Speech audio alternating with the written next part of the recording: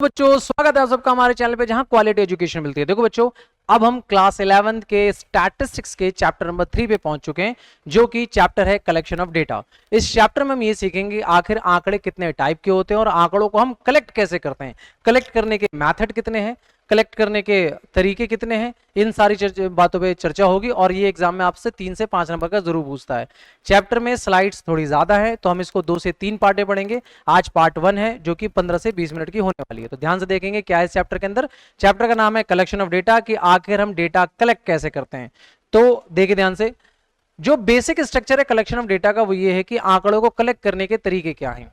कुछ primary data होते हैं, कुछ सेकेंडरी डेटा होते हैं। बेटा प्राइमरी डेटा का मतलब ये होता है कि जब डेटा हम खुद जाके कलेक्ट करते हैं तो प्राइमरी डेटा कहलाता है, और जब हम डेटा को किसी और के द्वारा कलेक्ट करते हैं या कोई और ऑलरेडी कलेक्ट करके रखा हुआ है, किसी ने उस डेटा को हमने यूज कर लिया तो सेकेंडरी डेटा कहलाता है। इन्हीं सब बातों पे चर्चा होगी इस चैप्टर पे। तो देखिए क्या कहता है पहली स्लाइड।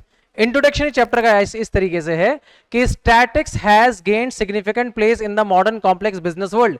आज के दुनिया में, इस कॉम्पिटिटिव वर्ल्ड में स्टैटिस्टिक्स एक बहुत इंपॉर्टेंट रोल प्ले करता है। इसी वजह से स्टैट्स को लेकर बहुत तरह के कोर्सेज हैं। आज के टाइम पे आपका डेटा साइंस आ जाता है, स्टैटिकल स्टडीज आ जाता है, एआई आ जाता है, सब इसके ऊपर डिपेंड करते हैं। फ्यूचर में आपके लिए डेटा साइंस बहुत इंपॉर्टेंट सिलेबस, एक करियर ऑप्शन बन सकता है, और डेटा साइंस इसी स्टैटिस्टिक्स के ऊपर ही डिपेंडेंट है। तो जो बच्चे स्टैटिस्टिक्स अच्छे से कर लेंगे वो डेटा साइंस में अपना करियर बहुत अच्छा बना सकते हैं। आगे क्या कहता है, we have discuss in the previous chapter that statics is a set of the numerical. Previous chapter, but previous chapter आप पढ़ चुके हैं कि स्टैटिक्स क्या है, न्यूमेरिकल डेटा का सेट है। इस स्लाइड में वही बातें बताई गई हैं। अपने मेन पेज पर आते हैं। क्या कहता है, स्टैटिकल इंक्वायरीज क्या है, ये भी आपका एक जनरल इंफॉर्मेशन है। ठीक है, देखिए क्या कहता है, by statical inquiries we means investigation. Statical queries का मतलब क्या है, मतलब है इन्वेस्टिगेशन। आप इन्वेस्टिगेट कर रहे हैं, आंकड़े को इकट्ठे कर रहे हैं on a topic by which agency where relevant quantitative information is collected। मतलब स्टैटिकल इंक्वायरीज का मतलब क्या है कि आप आंकड़ों को लेकर आप इन्वेस्टिगेशन कर रहे हैं और उस इन्वेस्टिगेशन को इकट्ठा कर रहे हैं, कलेक्ट कर रहे हैं। Thus statical inquiries implies search of truth with the aid of statistical method of collection, compliance, analysis and interpretation। जब आंकड़ों का आप इकट्ठा करते हैं, ऑर्गेनाइज करते हैं, इंटरप्रेट करते हैं और एनालाइज करते हैं तो वो इन्वेस्टिगेशन का पूरा एक कंप्लीट प्रोसेस बनता है। For any statical inquiries the basic problem is to collect fact and figure. किसी भी इन्वेस्टिगेशन के लिए सबसे इंपॉर्टेंट चीज होता है आंकड़ों को या किसी भी इंफॉर्मेशन को कलेक्ट करना। ठीक है, relating the particular phenomena under the study, वही चीज हम पढ़ेंगे कि हम आंकड़े किस किस तरीके से कलेक्ट कर सकते हैं। तो आइए अपने मेन स्लाइड पे, आखिर डेटा को कलेक्ट करने के सोर्स क्या हैं, इंफॉर्मेशन कहां से इकट्ठी की जा सकती है, सोर्स ऑफ डेटा क्या है।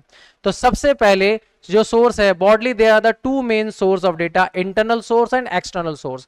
आप किसी भी इंफॉर्मेशन को उसी फील्ड ऑफ इन्वेस्टिगेशन के अंदर से भी इकट्ठा कर सकते हैं और उसी फील्ड ऑफ इन्वेस्टिगेशन के बाहर से भी इकट्ठा कर सकते हैं। फील्ड ऑफ इन्वेस्टिगेशन का क्या मतलब है, जितने एरिया में आपको आंकड़े इकट्ठे करने हैं। देखिए क्या होता है, internal source in an organization when the data is collected from its own reports and records। मतलब जब भी आप डेटा को या किसी भी इंफॉर्मेशन को उसके अपने ही बनाए हुए रिकॉर्ड से जब इकट्ठा करते हैं तो उसको इंटरनल सोर्स कहते हैं। It is known as the internal source of data. For example, in a company, internal data may be available about the annual report on profit or loss, sales, production and wages, etc. किसी भी company के द्वारा, किसी के company के द्वारा बनाई हुई जो सेल्स रिपोर्ट है, जो एक्सपेंस रिपोर्ट है, उसी से अगर आपने इंफॉर्मेशन निकाल ली जो ऑलरेडी पहले से बनाई हुई है, या उसी कंपनी के बारे में इंफॉर्मेशन निकाल ली उसी के बनाए हुए रिपोर्ट से, तो वो क्या कहलाएगा, इंटरनल सोर्स ऑफ डेटा कहलाएगा। अगला क्या है बेटा, दूसरा सोर्स है एक्सटर्नल सोर्स। एक्सटर्नल सोर्स क्या कहता है, external source refers to the data collected from the outside of the organisation.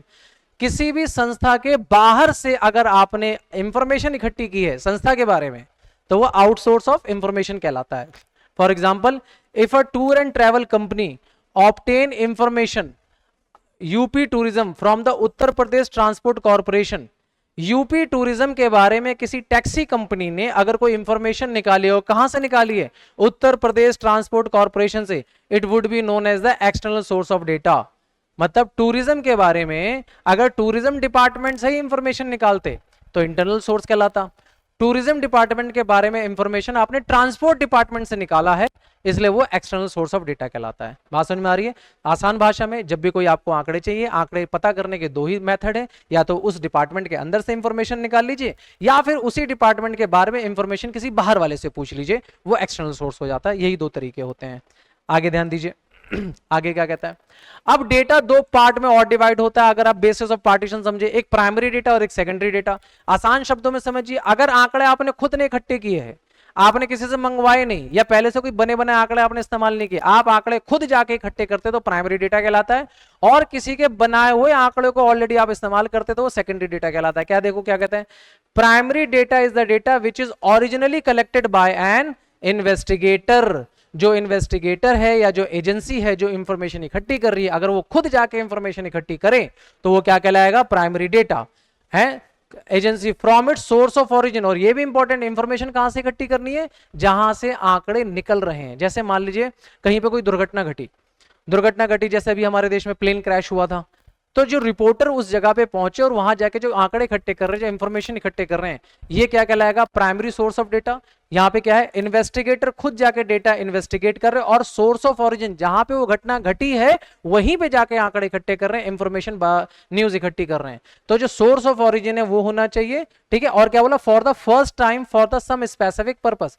अगर वो आंकड़े पहली बार लिए जा रहे हैं, सोर्स ऑफ ओरिजिन से लिए जा रहे हो, इन्वेस्टिगेटर खुद जाके इंफॉर्मेशन कलेक्ट कर रहा है, तो वो क्या कहलाएगा, primary data. For example, if it is desire to conduct an inquiry into the age group of employee in a company and such information is collected by the investigator from the worker themselves। अगर किसी company में कोई information ये चाहता है कि हमारे पास कितने एज ग्रुप के लोग काम कर रहे हैं, और ऐसे आंकड़े निकालने के लिए हम एम्प्लॉइज के पास खुद जाकर उनकी उम्र का डेटा कलेक्ट कर रहे हैं, तो ये इंफॉर्मेशन जो कहलाएगी वो क्या कहलाएगी, प्राइमरी डेटा। क्योंकि इन्वेस्टिगेटर खुद इन्वेस्टिगेशन वाले एरिया में जाके डेटा इकट्ठे कर रहा है, सोर्स ऑफ ओरिजिन से डेटा इकट्ठे कर रहा है। आई होप ये आसान शब्दों में बातें समझ में आ गई होगी।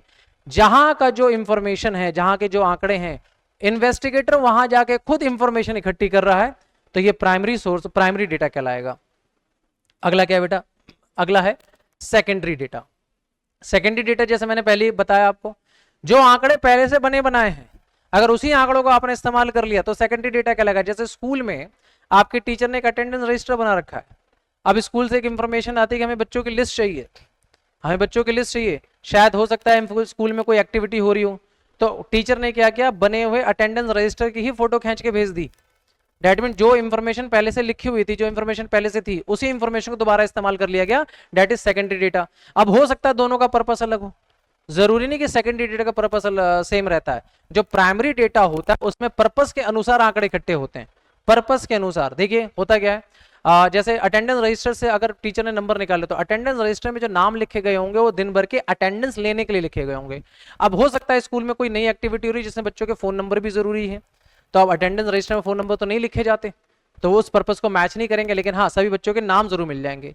तो उसी तरीके से यहाँ पे क्या कहता था, data which is not directly collected by और but rather obtain from the published और unpublished source is known as the secondary data.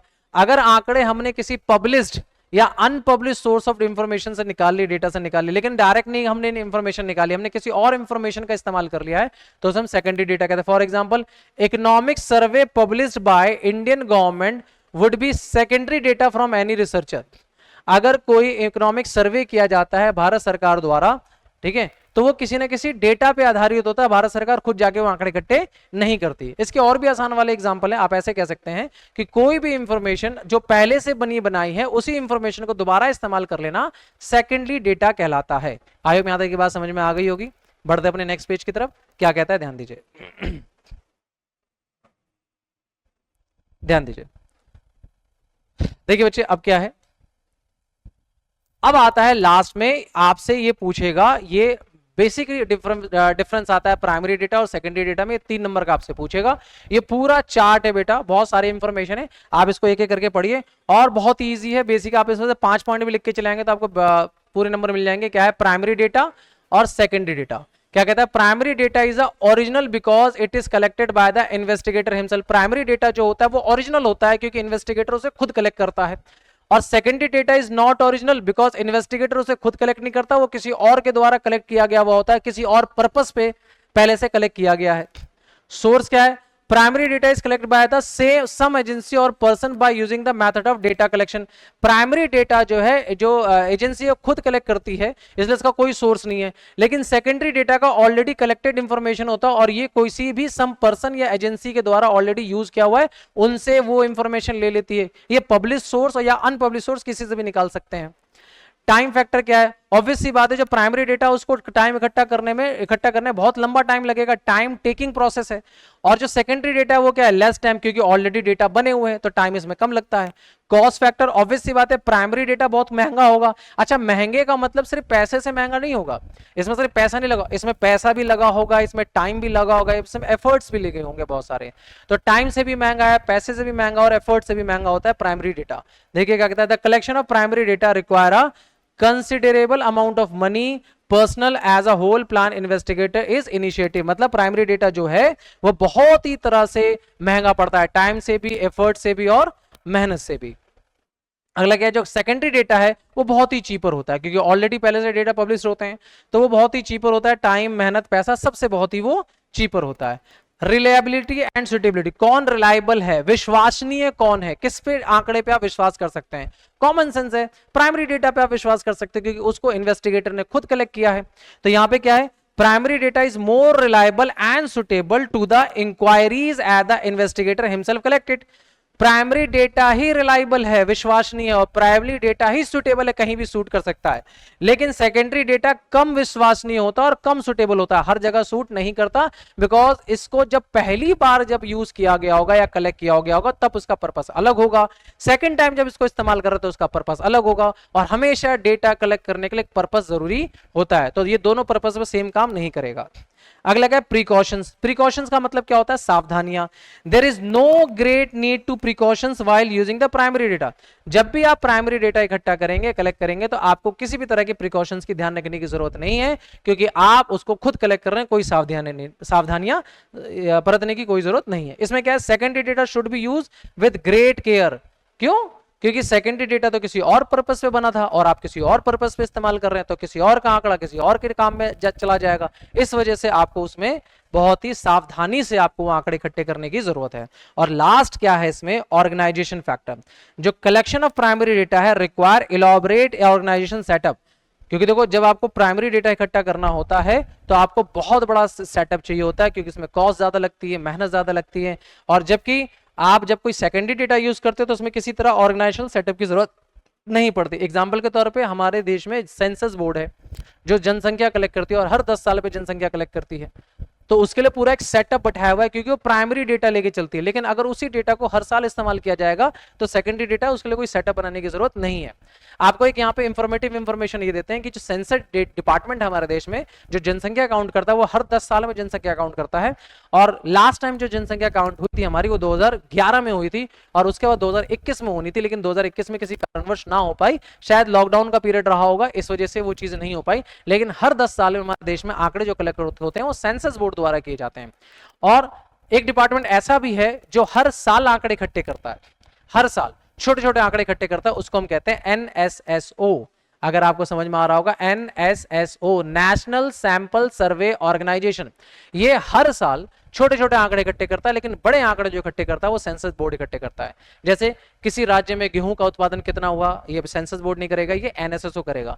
किसी राज्य में अगर इलेक्शन होने वाले तो उसमें किस समुदाय के लोग कितने ज्यादा है अभी के लिए पता करना है, वो एनएसएसओ करेगा। जैसे किसी राज्य में अभी जैसे पता चला आपको कि यूपी में करीब करीब 5000 स्कूल गवर्नमेंट बंद करने जा रही है, तो आंकड़े किसने इकट्ठे किए होंगे? एनएसएसओ ने इकट्ठे किए होंगे। तो ऐसे जितने भी छोटे छोटे इंफॉर्मेशन हैं जो मतलब हर साल अपडेटेड हो जाते हैं, चेंज हो जाते हैं, उसको एनएसएसओ इकट्ठे करते हैं। और सेंसस बोर्ड 10 साल में एक बार हमारे आंकड़े जनसंख्या को इकट्ठे करता है। वो हमारे नाम, एज ग्रुप, एजुकेशन, जाति, धर्म सब लिख के चले जाते हैं, उसके हिसाब से गवर्नमेंट हमारी पॉलिसीज बनाती है। आई होप यहाँ तक बात आपको समझ में आ रही होगी। तो बेटा पार्ट 1 में आज इतना ही, पार्ट 2 में हम फिर आपसे मिलेंगे इसी वीडियो को आगे बढ़ाते हुए, इसी चैप्टर को आगे बढ़ाते हुए। तब तक के लिए मस्त रहिए, स्वस्थ रहिए। कोई भी डाउट हो हमसे कमेंट सेक्शन में जरूर बात कीजिए, हम पूरे सॉल्व कराने की कोशिश करेंगे। और अगर हमारे चैनल से अगर आपको जरा से भी वर्थ मिलती है तो प्लीज हमारे चैनल को लाइक करें, सब्सक्राइब करें, औरों तक हमारे चैनल को पहुंचाएं ताकि क्वालिटी एजुकेशन हर किसी तक पहुंचे। मिलते हैं आपसे नेक्स्ट वीडियो में, तब तक के लिए बाय।